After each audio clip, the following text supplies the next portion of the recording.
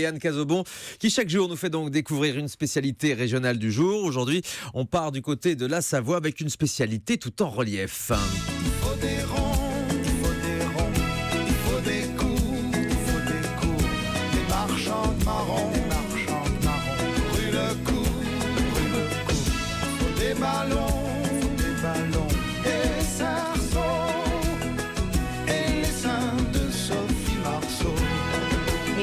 Et oui, l'ode aux rondeurs et aux formes des femmes de Julien Clerc et à la poitrine de Sophie Marceau cachait ce sein que je ne saurais voir et qu'un coup de vent malicieux avait dévoilé sur les marches lors du festival de Cannes. Vous vous souvenez ? On a tous ces images encore en tête. Voilà. Oui. Alors en ces temps mouvementés, à défaut de se réfugier dans les jupes de maman, on va se consoler avec un dessert très en forme. Et le premier qui dit en forme de quoi, je lui fais une brûlure indienne et je le termine au pouilleux massacreur. En forme de quoi, Anne il a envie, Justement, vous allez voir. Aujourd'hui, nous accueillons donc au sein de ce grand direct des régions une brioche en forme de poitrine. Oui, c'est presque freudien, mais visiblement complètement assumé puisque ça fait un petit moment que ça dure. Tout ça pour en venir là, donc. Exactement, toujours. On prend des chemins de traverse, vous savez. Cette brioche a donc une légende qui date du IIIe siècle. La brioche de Saint-Genis, donc en Savoie, serait liée à Sainte Agathe. Sainte Agathe, c'est une martyre sicilienne. À l'époque, cette jeune chrétienne repousse les avances du proconsul romain. Proconsul, c'est plus ou moins un gouverneur, qui cherche à lui faire abjurer sa foi, à lui faire renoncer à son Dieu sous la torture. Mais Agathe est une coriace, elle ne lâche pas et ne se laisse pas faire. De rage et un peu vexé, le gouverneur demande à ce qu'on lui coupe les seins, une poitrine qui repoussera miraculeusement le lendemain. C'est une légende, rassurez-nous. Oui, et s'il pouvait se passer la même chose avec le rosier que j'ai taillé il y a 2 semaines et qui est visiblement ratiboisé. Enfin bref, donc comme beaucoup de martyrs, Agathe finira sur le bûcher, mais lors de sa mort, il se passera un phénomène étrange. La terre se mettra à trembler, tuant ainsi tous ses bourreaux par un magnifique retour de karma. Et il faut y penser au retour de karma dans tout ce qu'on fait. Bah oui. Alors ce n'est que bien des années plus tard, qu'en 1713, que la Savoie va s'approprier la légende, après le rattachement de la Sicile au duché, et que les femmes vont prendre l'habitude de confectionner ce gâteau en forme de sein, le 5 février, jour anniversaire de la Sainte, et d'ailleurs, de nos jours, c'est le 5 février que l'on fête les Agates. Tout s'explique. Voilà, plus proche de nous, on raconte aussi qu'en Savoie, au milieu du 19e siècle, une femme, Françoise Guillot, originaire de l'Isère, épouse Pierre Labully. C'est comme ça que ça se passe souvent à l'époque, on épouse le gars de la vallée d'à côté, voilà, et elle amène à Saint-Genis-sur-Guiers la recette de la brioche aux pralines. Le succès du gâteau est fulgurant, mais pour l'heure, ce n'est, si j'ose dire, qu'une boule briochée avec quelques pralines sur le dessus.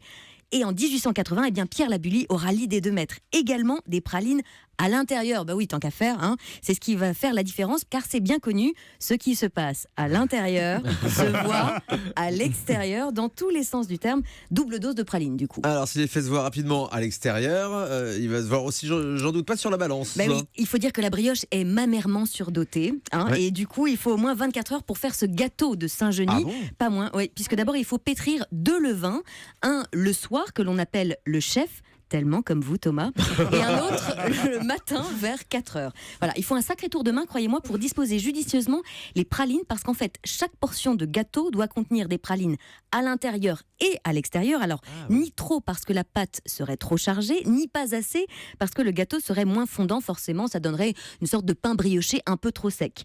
Voilà, les traditions se gardent, puisqu'aujourd'hui, comme autrefois, le gâteau est toujours moulé dans des petits coppets en bois. Ce sont des petits moules à partir de bois de tilleul. Alors nous, on l'a dans un petit papier plutôt sulfurisé, mais à l'époque, ça se fait, et aujourd'hui, ça se fait toujours donc dans ces petits moules de tilleul. On y dépose ces boules de pâte fourrées donc à la praline, au léger parfum de fleurs d'oranger, vous allez voir, et sur lesquelles on saupoudre à nouveau des pralines et de gros grains de sucre, au cas où on n'aurait pas compris où on voulait en venir, c'est-à-dire tout simplement à une diète drastique, voire tyrannique. Ça n'a pas l'air léger, effectivement. Bon, on va le goûter, il est là dans ce studio. Alors, vous dites depuis tout à l'heure en forme de sein. Du 95F. C'est énorme comme sein, Anne. Mais ça dépend pour qui.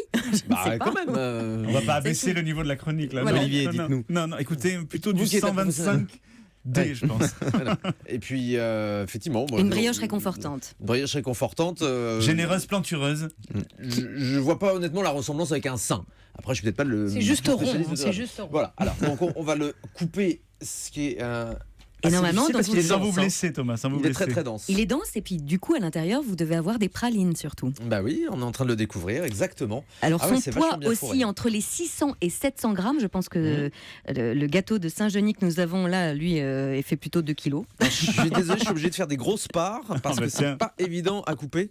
Je pense que ça ne gêne pas grand monde dans non. ce studio. Bah non, non, faut le dire, hein, on va vous le dire tout de suite, c'est très appétissant. Hein. Je ziote depuis tout à l'heure sur le gâteau. Hâte donc de goûter ce Saint-Genis. Je vais faire tourner, tiens. Ah oui, il est Anissa. rose à l'intérieur. À l'intérieur, on découvre vraiment D'accord. les amandes roses. Il y a une couleur prédominante qui est le rouge pour ces petites pralines. Et ah bah voilà, on goûte. Hein. Et on parle à la bouche C'est pleine sûr, comme ces tous les grands matins. Mhm. Un grand moment de radio. Alors Thomas, Alors le verdict Alors Ça a fort goût de praline, c'est délicieux. C'est délicieux. Honnêtement, c'est très bon. Ouais. Ça croque, hein, Ah oui, ça croque. à Oui. l'intérieur. Ouais. Ah oui, d'accord. à l'intérieur, Après, en ce c'est qui concerne le reste, c'est une brioche, hein, on est d'accord. Ça reste une brioche, voilà. On a bien. Dans le coin en Savoie, il y en a beaucoup. Normalement, on la sert avec du papier sulfurisé, blanc et rouge, aux Ouais. couleurs du drapeau de la Savoie, qui est une sorte de drapeau Ah, suisse mais je vais vous inversé. dire, il y a un plus ou moins. deuxième Ouais. effet qui se coule. C'est-à-dire qu'on sent vraiment la fleur d'oranger par la suite, en fait. Ouais. Hein, dans un premier lieu, on a le goût de la praline et ensuite le goût de la fleur d'oranger.